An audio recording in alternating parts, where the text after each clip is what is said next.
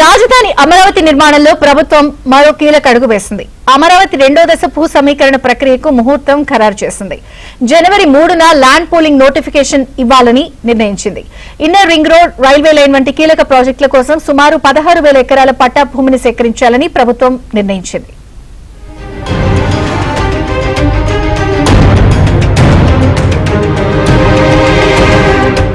రాజధాని అమరావతి విస్తరణలో భాగంగా ప్రభుత్వం రెండో దశ భూ సమీకరణకు శ్రీకారం చుట్టింది. ఇప్పటికే మొదటి దశలో 29 గ్రామాల్లో సుమారు 34,000 ఎకరాలను సేకరించి పనులు ప్రారంభించగా ఇప్పుడు రాజధాని అవసరాల కోసం అదనంగా 16,667 ఎకరాల పట్టా భూమిని సేకరించాలని నిర్ణయించింది. ఇందుకోసం జనవరి 3న నోటిఫికేషన్ విడుదల చేయాలని సిఆర్డీఏ అధికారులను ప్రభుత్వం ఆదేశించింది.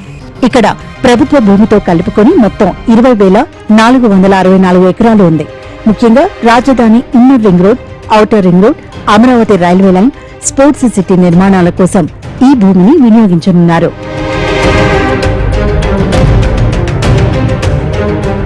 పల్నాడు జిల్లాలోని పెదకూరపాడు నియోజకవర్గంతో పాటు తాడికొండ నియోజకవర్గాల్లోని 7 గ్రామాల్లో ఈ భూ సమీకరణ ప్రక్రియ జరగనుంది. పెదకూరపాడు పరిధిలోని వైకుంఠపురం, పెదమద్దూరు, ఎండ్రాయి, కర్లపూడి గ్రామాల్లోనూ, తాడికొండ పరిధిలోని పెదపరిమి, హరిశ్చంద్రపురం, వడ్లమాను గ్రామాల్లో భూమిని సమీకరించనున్నారు. ఈ మేరకు సిఆర్డీఏ చేసిన ప్రతిపాదనలకు కేబినెట్ ఇప్పటికే ఆమోదం తెలిపింది. భూ సమీకరణ అధికారాలను సిఆర్డీఏ కమిషనర్కు అప్పగిస్తూ ప్రభుత్వం నిర్ణయం తీసుకుంది.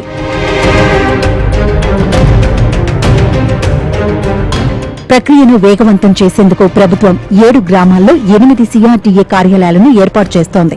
పెదపరిమి గ్రామం పెద్దది కావడంతో అక్కడ 2 కార్యాలయాలను ఏర్పాటు చేస్తున్నారు. ఈ విధులకు సంబంధించి 11 మంది డిప్యూటీ కలెక్టర్లు, 11 మంది తహసీల్దార్లు, 19 మంది డిప్యూటీ తహసీల్దార్లతో పాటు పెద్ద సంఖ్యలో సర్వేయర్లు, వీఆర్ఓలు, డిజిటల్ అసిస్టెంట్లను నియమించనున్నారు. జనవరి 3న అన్ని కార్యాలయాలను ఏర్పాటు చేసేందుకు రంగం సిద్ధం చేయాలని సిఆర్డీఏ కమిషనర్ కన్నబాబు సిబ్బందికి ఆదేశాలు ఇచ్చారు. కార్యాలయాలు ఏర్పాటు కాగానే సిబ్బంది గ్రామాల్లో రైతులకు భూ సమీకరణ విధానంపై అవగాహన కల్పిస్తారు.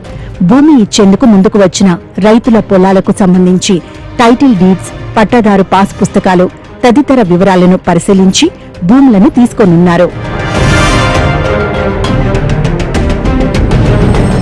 మరోవైపు రైతులు తమ సమస్యలను ఇప్పటికే మంత్రి నారాయణ దృష్టికి తీసుకెళ్లారు. ముఖ్యంగా అమరావతి రైల్వే లైన్ కోసం కేంద్రం భూసేకరణ నోటిఫికేషన్ ఇచ్చే అవకాశం ఉందని, దీనివల్ల తాము నష్టపోతామని రైతులు ఆందోళన వ్యక్తం చేశారు.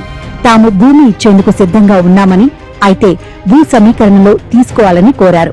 ఈ అంశంపై కేంద్రంతో చర్చలు జరిపి రైతులకు న్యాయం చేస్తామని మంత్రి నారాయణ హామీ ఇచ్చారు. ఈ అంశం కేంద్ర ప్రభుత్వం పరిధిలో ఉండటంతో రాష్ట్ర అధికారులు దీనిపై కేంద్రంతో చర్చలు జరుపుతున్నారు. మొత్తంగా భూమి ఇచ్చేందుకు కొందరు రైతులు స్వచ్ఛందంగా ముందుకు వస్తుండగా మరికొందరు వేచి చూసే ధోరణిలో ఉన్నారు.